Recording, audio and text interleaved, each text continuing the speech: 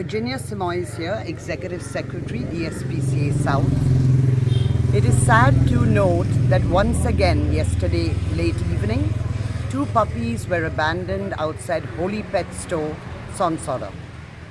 I got a call from Deputy Collector informing me of the same, and fortunately the incident was recorded on the CCTV camera of the pet store.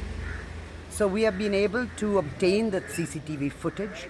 I am here now to register a complaint so that hopefully we would be able to trace the culprits and thereby make the public aware that such acts attract Section 325 BNS and Section 11 into 1 into L of the PCA Act 1960. Unfortunately, today, pet parents have become very irresponsible.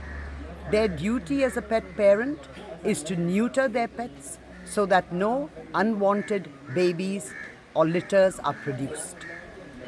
Going by this step, we would avoid the birth of puppies, kittens, etc., which are then unfortunately abandoned in markets, on roads, on highways, leaving those poor animals to face the fury of the elements and the traffic.